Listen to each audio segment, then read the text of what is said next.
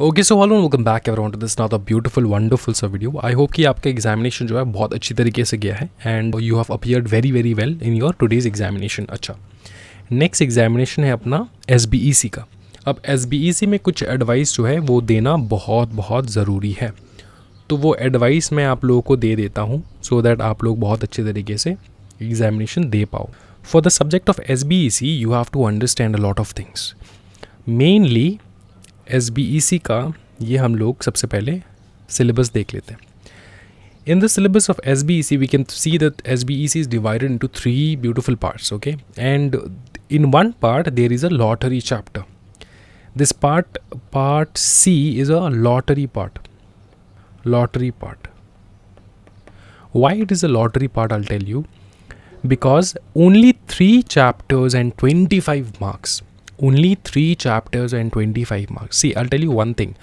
Why a lot of students fail is because they do not plan, yet they do not analyze anything and then just go for the examination, write it down and prepare without any analysis, without any planning. You have to understand this very properly.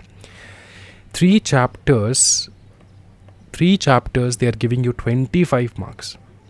25 marks.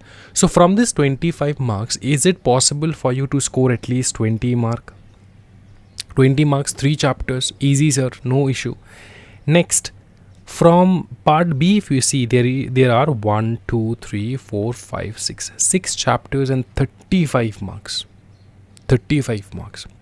So from this 35 marks, can I assume that you are eligible enough to score at least 25 marks? Only 6 chapters and 25 marks. 25 plus 20 is 45 marks.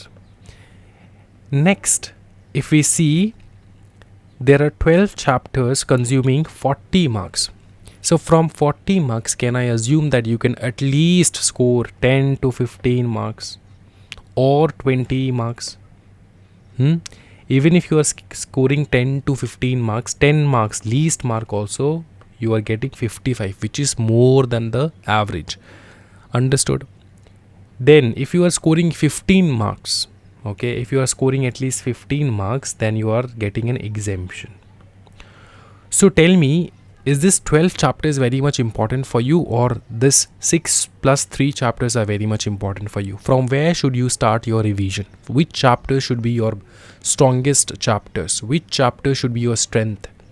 These are the chapters. So the first thing that you have to do while revising is you have to start with part C. Then you have to go to part B, then you have to go to part A. Now in part A, maximum of the chapters are from company law. Whenever you see this paper of SBEC, you will feel like you're giving company law examination in a more complicated way. Always you will feel that company law paper is more easy than SBEC because SBEC case studies are more complicated. Okay, so from here also there are few chapters which you have to be very much good enough in these chapters, because if you learn these chapters very properly, then you're gonna score 10-15 marks aaram se. Those chapters are: number 1, choice of business organization, then formation of LLP, then you have to study startups, okay, conversion of business entities, formation of financial organization. Okay, now this 3 to 4 chapters are those chapters which you have to learn properly. Okay, after finishing your part C, then go to part B, and after finishing part B, go to part A. These chapters you have to finish. If you are going good with these chapters, then you can score 10 to 15 marks beautifully without any pain. Okay, now one thing understand, these chapters, types of companies, charter document, that is MOA and AOA. Okay, this chapter, legal status of a registered company, different forms of business, alag prakar ke business, then registration of NGOs. You leave this chapter for now at the moment. Let me discuss the circled chapters at the moment. Then business collaborations and setting up a business outside India. Okay, if you leave this chapter also, even if you leave this particular chapter, this at least business collaborations. Now, this green marked chapters are those chapters which you have read already in company law. You don't have to put second effort in learning them. You just have to go through these chapters once, because you know everything is in your mind fit setting hai pura. Okay, so you don't have to go much, you don't have to go around, you don't have to put much efforts in these chapters. So these chapters you can simply study and go, because you know. After that, when you get time, you have to read these chapters: formation of formation registration of NGOs, FSOR, that is financial service organization registration, and then setting up a business outside India, an issue relating tier 2. So these are the chapters that you have to do later on. Okay, so this is the way by which you have to do your revision, by which you have to gain your knowledge for prepare yourself for your examination. Now, this I have told you very clearly that part C is something which you have to do first, then go with part B, and then go with part C. Now, part C also, which chapters to go first, which chapters to go second, that also I have listed. So this is the way how you have to do it. Again, I'll tell you, there is no difference between company law and SBEC in terms of paper presentation. So how to present the answer? The same as you have presented in company law. This is your page margin. You have to divide your case studies in 3 formats. That is, number 1 is provision, related provision, then is fact and analysis, and then last is conclusion.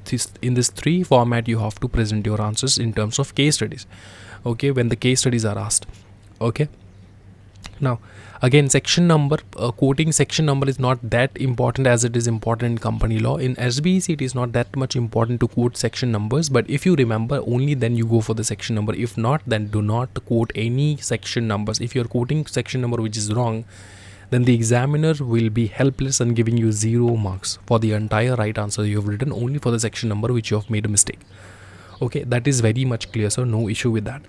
Which answer to attempt first? Again, the same thing. If there is question number 1, question number 2, question number 3, question number 4, question number 5, question number 6, then you have to go with those questions which you know very, very well. First, you attempt these questions, then you attempt all these questions. Sir, wouldn't they deduct any mark because I am not going according to their question numbers? No, they won't deduct any mark. Rather, they'll be more happy because you are presenting the answers in the first few pages where you are very much confident enough.